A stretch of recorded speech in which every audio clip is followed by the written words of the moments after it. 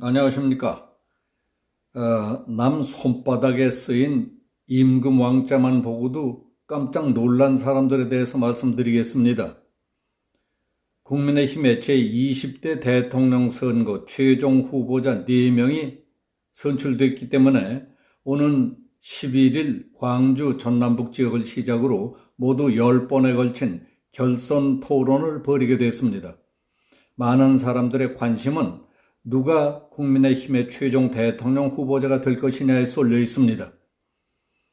내년 3월에 있을 대통령 선거가 특히 중요한 이유는 문재인 정부가 들어선 뒤 지난 4년 반 가까이 국정 전반에 걸쳐 뒷걸음질만 치던 악몽에서 깨어나 대한민국이 다시 도약할 수 있는 계기를 마련하느냐, 그렇지 않으면 아예 구렁텅이로 빠져 헤어나지 못하게 되느냐를 결정짓는 결정적인 계기가 되기 때문입니다.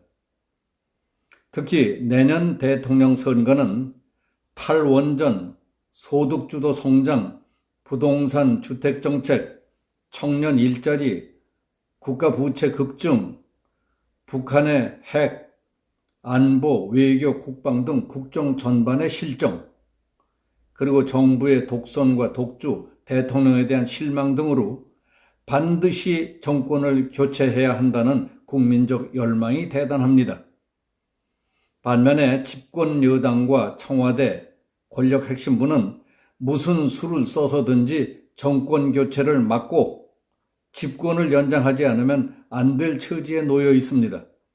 그동안 알게 모르게 여기저기서 저질렀던 어마어마한 부정, 비리, 부패와 헌법과 법률을 명백하게 어겨가며 정부가 독자적으로 결정한 안보, 외교, 국방, 대북관계 등에 대해 법이 정하는 바에 따라 마땅히 책임을 물어야 할 것은 물어야 하고 벌을 받아야 할 것은 그에 합당한 처벌을 피할 수 없으리라는 점에서 심각한 갈등과 걱정을 하는 사람들도 꽤 많을 겁니다.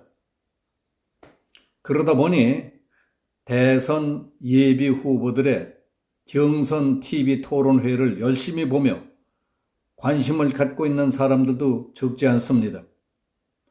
며칠 전에 있었던 국민의힘 후보자들의 5차 TV 토론회에서는 해프닝이라고 할까, 그렇지 않으면 씩 웃고 넘길 가십 정도의 일이 하나 있었습니다. 윤석열 후보가 말할 때 그의 왼쪽 손바닥에 검정색 사인펜으로 임금 왕자를 쓴 모습이 TV 화면으로 선명하게 보였던 겁니다.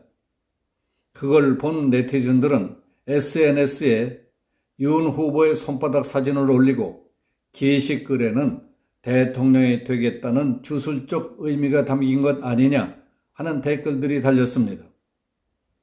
당연하고 또 가벼운 얘기거리가 될 만한 일이라고 생각합니다.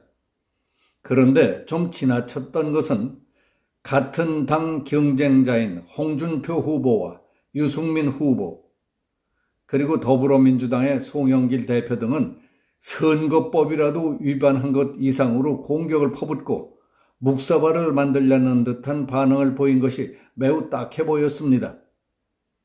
윤석열 캠프 대변인은 윤 후보 손바닥에 쓰인 왕자에 대해 후보님과 같은 아파트에 살고 계신 열성 지지자 할머니가 토론회 때 힘내시라고 써주셨다고 한다며 그 마음을 외면할 수 없어서 후보가 그대로 토론회에 가셨다고 대답했답니다. 이웃 할머니의 마음 씀씀이도 흐뭇하고 그런 마음을 뿌리치지 않고 글씨를 쓰시도록 손바닥을 내밀고 있었던 모습과 그런 것도 의식하지 않고 TV 토론에 참가했던 우직함 등을 미소와 너그러움으로 받아들일 만큼의 여유도 없는 사람들이 큰 정치를 하겠다는가 하는 생각이 들었습니다. 그처럼 속 좁은 사람들이 모여 앉아서 토론이 되겠습니까? 그런 사람들끼리 마주 앉아서 협의를 한댔자 무엇이 나오겠습니까?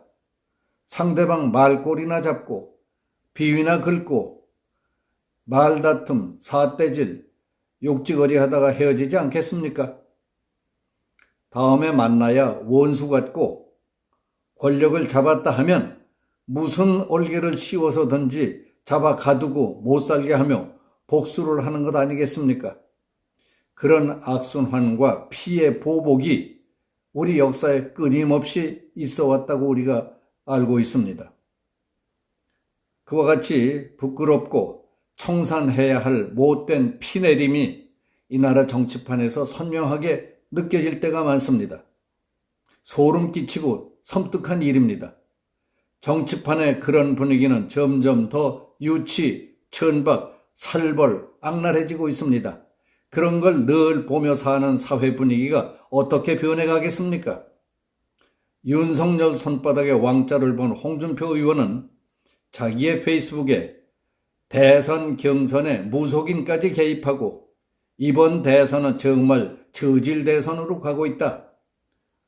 대장동 비리 후보도 모자라 각종 비리 의혹 후보에 이젠 무속인까지 등장하는 역사상 최악의 대선 경선이다. 참 안타깝고 서글픈 대선 경선이라고 혀를 차며 비판했다고 하더군요.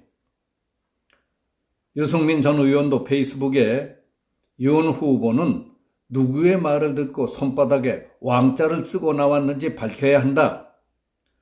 과거 오방색 타령하던 최순실 같은 사람과 윤 후보님이 무엇이 다르냐?